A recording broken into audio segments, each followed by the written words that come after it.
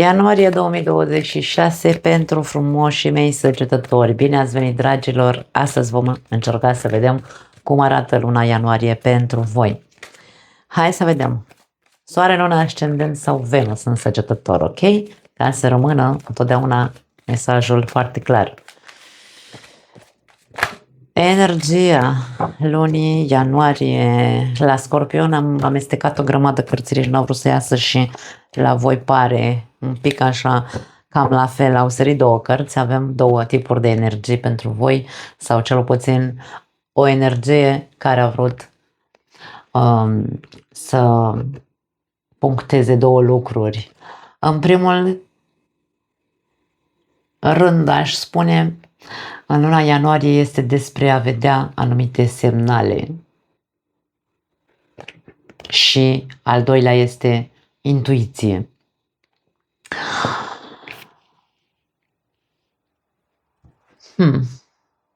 Iartă-te.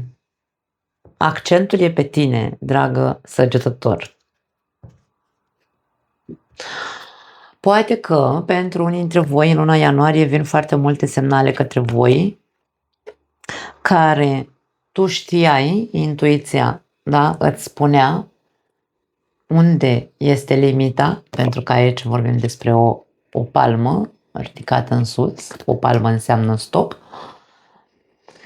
Au existat semnale sau vor exista semnale în luna ianuarie care să-ți spună că poate este momentul să te oprești din ceva sau să începi să faci un proces de scotorosire de anumite lucruri pe care probabil nu le-ai iertat la tine, anumite lucruri pe care le-ai făcut și nu ți le-ai iertat. Acum, când vorbim despre a mă ierta pe mine, trebuie să înțelegem că indiferent ce am făcut într-o anumită perioada a vieții mele, că a fost recent, că a fost mai de mult și am așa năcazul ăla pe mine, domne, ca și cum, băi, cum am putut să fac așa ceva sau cum am putut să fiu atât de fraier sau cum am putut să, nu știu, puncte, da? De câte ori spunem cum am putut să puncte, este o greutate pe care ți-o pui în suflet și pe umeri. Nu putem să ne întoarcem în trecut. Viața ne arată, sau cel puțin creștem, în această viață evoluăm prin greșelile noastre.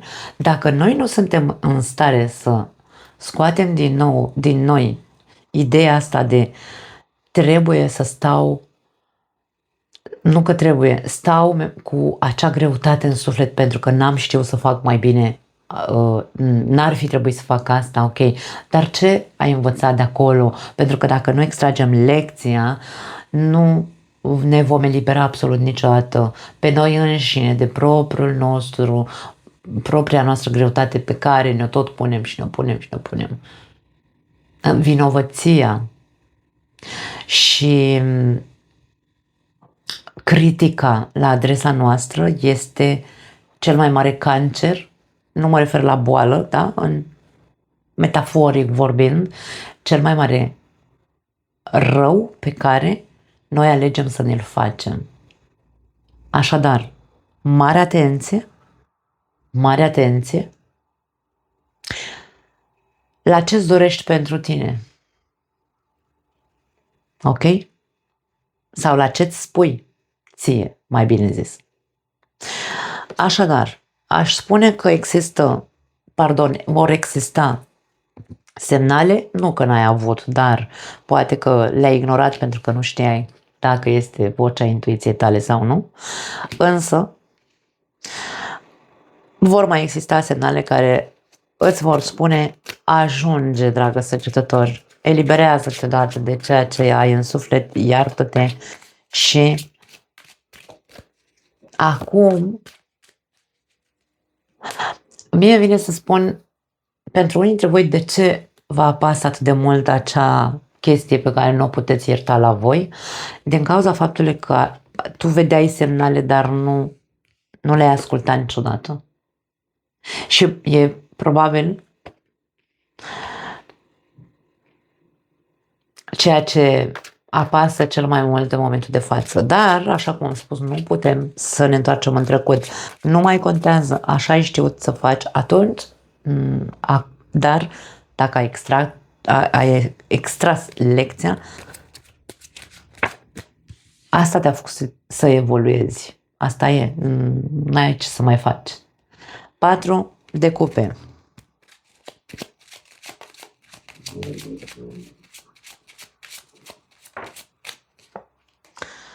As de cupe, aici ai despre iubire. Pajul de monede. 8 de monede. Ok. 9 de spade și pajul de spade. Ok, pentru unii dintre voi este despre iubire, pentru alții dintre voi este despre o invitație, o invitație, o propunere, pentru alții dintre voi poate să fie la job sau un proiect de-al vostru, poate fi și din punct de vedere financiar, da? Avem regele de monede la capătul cărților. Aș spune că, într-un fel sau altul, energia ta este una de împământare. Ești cu picioarele pe pământ. Nu aș spune că divaghezi, nu. Hai să începem cu prima variantă, că știți că întotdeauna văd 15.000 de variante. În principiu, pentru unii dintre voi poate fi vorba despre iubire. Că aveți sau nu o relație nu are relevanță, vorbim despre partea emoțională, vedem o invitație, vedem o propunere, vedem o insatisfacție emoțională pentru unii dintre voi, care, dacă o legăm de aceste semnale,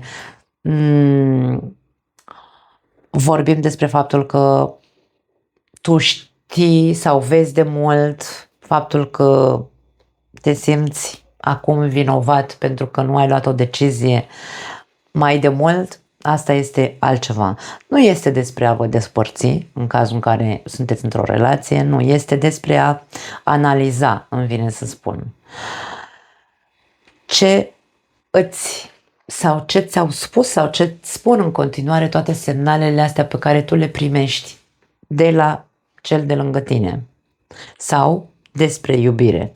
Care sunt semnalele care vin către tine? Evaluează-le analizează-le, da? Pentru că dacă nu te satisfac semnalele, e o parte, dar dacă ceea ce primești este iubire și tu ești mofturos pentru că nu-ți dă, adică știți că e o 4 de cupe pentru mine, e moftureală, pentru că e capriciu aici, ca și cum anul, că nu este genul de iubire pe care eu o vreau. Ok.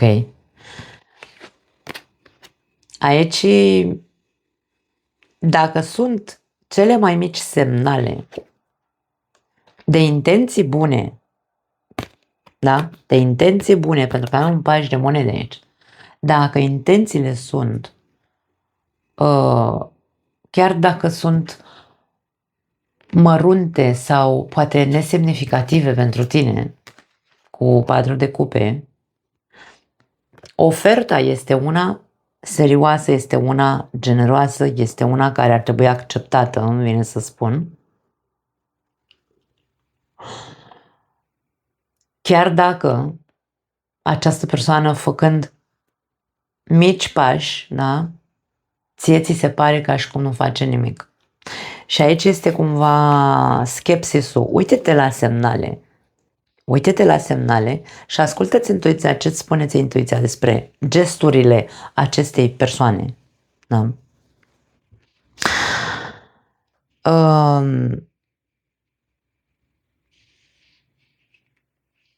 Există o exagerare a perfecțiunii, îmi vine să spun aici. Unii dintre voi trebuie să învățați să lăsați un pic garda jos. E ca și cum nimic nu ajunge să vă satisfacă. Poate aici e despre voi, domne, măi săgetătorule, nimic nu-ți convine, da? Nici în iubire, nici în viața de zi cu zi, nici la job, nici... De ce ești atât de exagerat? Ia fi tu un pic mai atent la tine, nu doar la cei din jur. Pentru că după aia te simți vinovat, după aia iar te încarci cu alte greutăți emoționale. Pentru ce faci de astea? Eu te văd aici serios și cu picioarele pe pământ. Dar ai nevoie să faci niște eforturi să vezi, să te vezi când ești foarte exagerat sau scoți lucrurile din context. Atenție! Pentru unii dintre voi este despre voi, pentru alții dintre voi este despre faptul că în relație nu primești ceea ce îți dorești, dar nici nu spui. Doar ești în defensivă și doar stai și rumegi în capul tău. Și nu e ok. Poate ar trebui să începi să vorbești. Aici există mesajul pentru unii dintre voi de intenție. Fii tu, da? Fii tu cel care se duce și își pune sufletul pe tavă și spune ceea ce își dorește. Punct. Nu aveți de ce să stați cu sabia în mână și să fiți bănuitori și să trageți voi concluzii eronate, atenție, da? Eronate și exagerate. Cam asta este ceea ce aș putea să spun pentru partea asta de iubire. Dacă vorbim despre bani, vedem ofertă aici pentru unii dintre voi sau, hai să zicem, nu știu dacă e vorba despre un nou job sau despre un nou proiect pentru unii dintre voi, însă aici este vorba din nou despre semnale. Ce semnale? Și aici nu mai vorbim de intuiție, să fii tu intuitiv, să vezi dacă oare o fi sau nu o fi bine pentru mine asta. E vorba despre semnale pe care tu le simți în corpul tău, da? Ca și cum, băi, eu analizez și analizez din punct de vedere mental și așa, sunt împământat cu picioarele pe pământ, analizez respectivul proiect, analizez respectivul job și așa mai departe, respectiva ofertă, da? Însă, eu, interiorul meu, ce simte? Cum se simte corpul meu când, în legătură cu această ofertă, proiect și așa mai departe?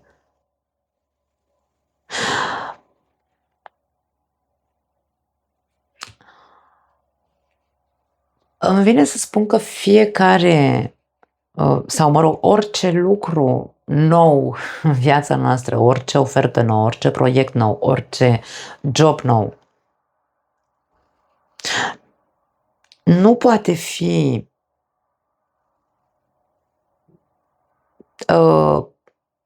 nu putem să fim siguri, da? Să știm cu certitudine, asta era cuvântul pe care îl căutam, să avem certitudinea că o să fie ok. Dar, bineînțeles că ține de noi să facem eforturile care, da? Să depunem propriile noastre eforturi în legătură cu acel proiect, nou job, nouă ofertă, în loc să stăm și să zicem, aoleu, dacă nu o să fac față, aoleu, dacă nu o să-mi iasă proiectul, dacă rezultatele nu o să fie perfecte, aici avem imaginea perfecționistului, dacă nu o să fiu în stare să fac lucrurile bine. Și aici se spune, o să înveți, da? Ca și cum taci odată, fă-ți capul ăla să tacă, mintea să tacă și pur și simplu înveți. Mai e loc să înveți. Așa că eu aș spune că e foarte pozitiv uitalarea, chiar dacă pe alocuri pare că există energii mai, nu știu, mai țepoase, dar este o lună interesantă pentru săgetători. Nu uitați să fiți foarte, foarte atenți la semnale, dar și în ceea ce vă privește și în ceea ce îi privește pe ceilalți sau ceea ce vine către voi, va veni cu semnale, nu va veni, ce vine către voi nu va veni fără noimă, nu va veni în compania semnalelor. Sau vin semnalele întâi și apoi vine acea ofertă. Intuiția trebuie să fie activă. Corpul tău, pentru că îți va transmite congruență, aș spune, da? Vei ști într-un fel sau altul, bineînțeles nu cu certitudine 100%, pentru că nu există, însă vei ști cam ce este bine sau ce nu este bine pentru tine. Da, foarte tare, nu mai am altceva, dragi. Vă pupăcesc, ne vedem în următorul material. Ciao!